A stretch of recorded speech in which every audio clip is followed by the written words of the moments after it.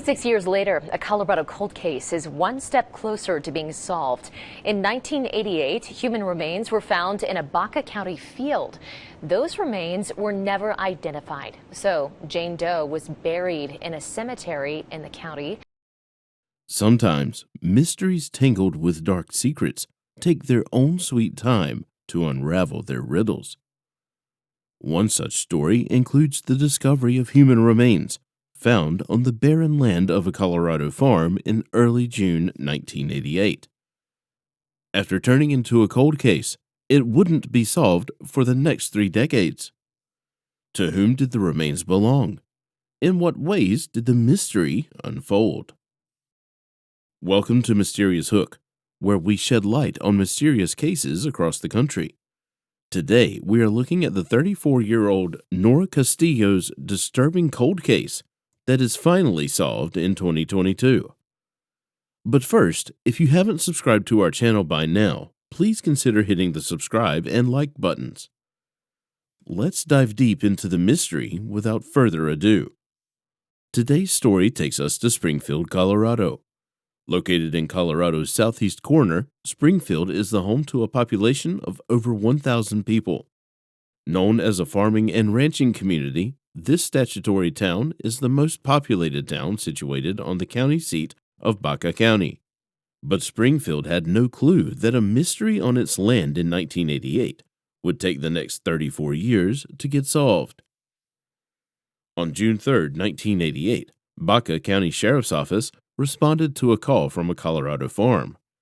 A local farmer reported to the Baca County Sheriff's Office that he had found what he believed to be human remains on his farm, located approximately 20 miles southeast of the town of Springfield, Baca County, Colorado.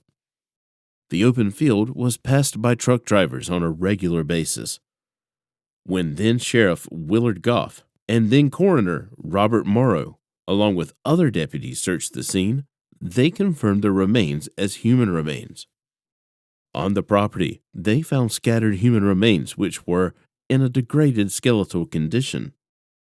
The remains consisted of what was most of the human skeleton. The bones were not all there, and what was there was white and bleached, with part of the spine still connected. The remains were then sent to the coroner's office for an autopsy, while the investigators scanned the area for clues. Unfortunately, they could not find any evidence that could lead them to unmask the victim's identity. People from the Baca County Coroner's Office, as well as the Sheriff's Office, spent several days searching the farm with the assistance of the farm operator. They documented several items found on the property and screened the soil in the area of the search of potential evidence. However, nothing was found to be able to identify the remains or to assist in determining how or why the person had died, or how they could have ended up in the farmer's field. The remains were unrecognizable, and authorities tried in vain to come up with any significant information that could lead them to unmask the identity of the individual. Forensic examination concluded the remains belonged to a female victim who was believed to be between the ages of 19 and 24. She stood between 5 foot 2 inches and 5 foot 4 inches and weighed around 130 pounds. Her hair was brown, but her eye color could not be determined due to the remains being in a degraded condition. She was wearing gray corduroy Levi jeans with the leg cuffs hemmed up to 27.5-inch inseam, a beige-colored winter coat with a white synthetic fur collar and 4-inch fur cuffs, and a 34B bra. A single quarter dating to 1986 was found in her pocket. Forensics could not confirm the ancestry of the victim. She bore traits of Hispanic or Latino people, Native American, and European people. She had extensive dental work, including 2 silver cast crowns, one upper and one lower on the left side, which indicated that she might be from Mexico or had lived along the border of Mexico. The internals of her body suggest that she might have never given birth. It was also concluded that she had died approximately 1 to 3 years before her remains were discovered, and the nature of her death was ruled as suspicious, most likely a homicide. As the victims remained unidentified, authorities at the same time were unable to track down any of her relatives to hand down her remains to her family.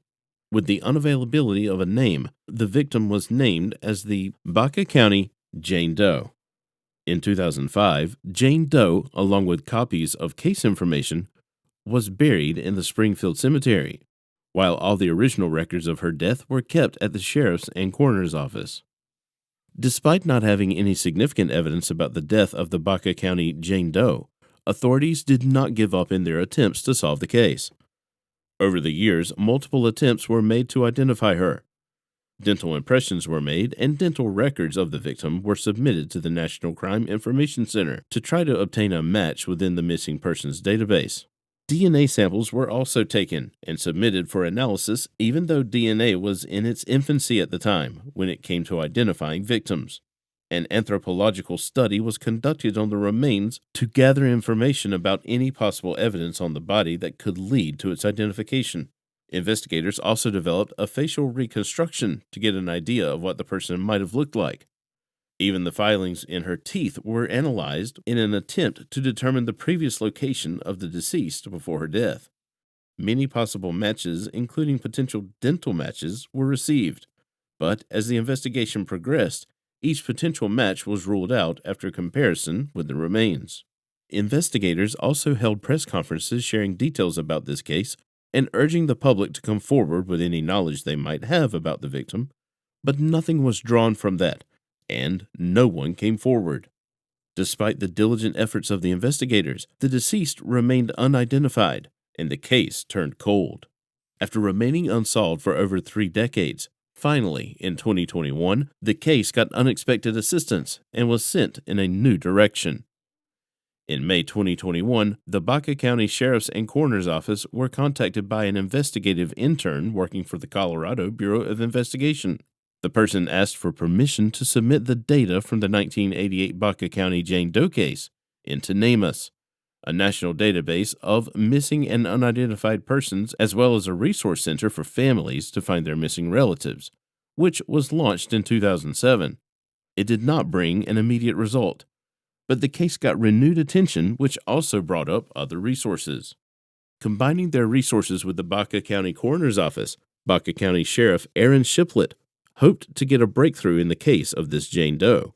Multiple people from the Sheriff's Office and Coroner's Office spent time combining the relevant case information from both agencies' case files into the Sheriff's Office database using the original documents, which were almost 34 years old. After uploading all the information, several detectives were appointed to analyze it.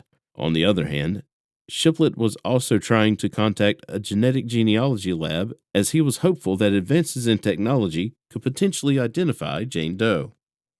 In July 2021, the Baca County Coroner's Office made contact with Solved by DNA, which is a Castle Rock-based genetic genealogy company, in an attempt to identify the Baca County Jane Doe. This company possesses expertise in investigative genetic genealogy and advanced DNA testing of crime scene DNA or DNA from unidentified human remains. After developing a DNA profile from the unidentified DNA, they used traditional genealogical research to predict whether a suspect or an unidentified person may fit into a family tree based on numerous DNA databases. However, an obstruction was already on its way to solving the case. Although Jane Doe had her DNA records in the original files of investigations, due to the limitations in technology available at the time, those records were not adequate to do a familial DNA study, and new DNA samples were needed to conduct the investigation. On December 13, 2021, an investigative team of the Baca County Sheriff's Office, led by Shiplett, exhumed the remains of Jane Doe from the Springfield Cemetery and obtained new samples of familial DNA testing and research before reburying remains. The samples were then delivered to the Colorado Bureau of Investigation in Pueblo for analysis.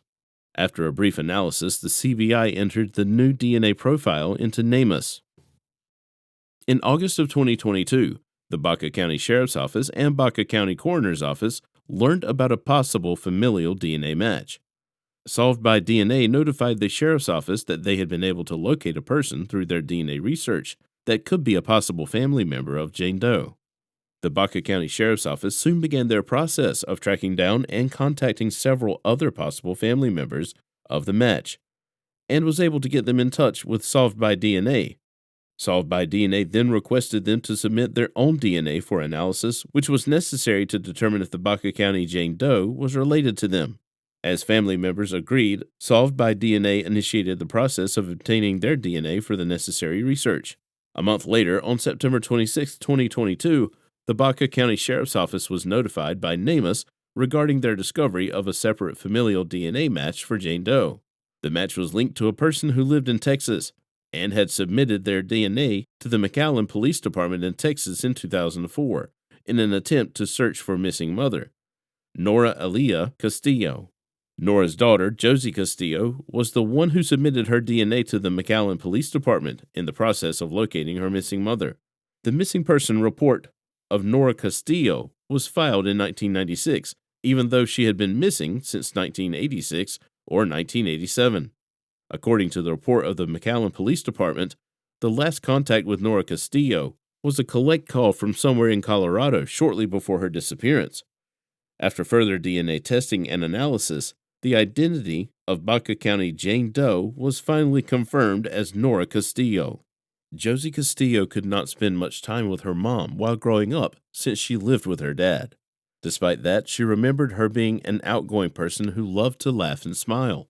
But Josie also remembered how social services got involved when she was 6 and her sister Crystal was 3, at a time when Nora was going through some issues.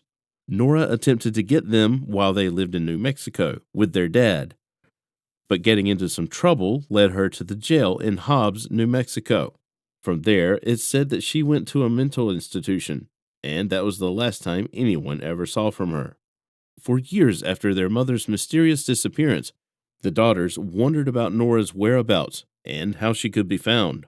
The Baca County Sheriff's Office stated, after almost 36 years, the family of Nora Castillo finally knows where she is. Along with Josie, her sister Crystal was also notified about their mother's final fate. Although their hope of ever getting their mother alive was shattered, they were happy to have a sense of closure after all these years of waiting.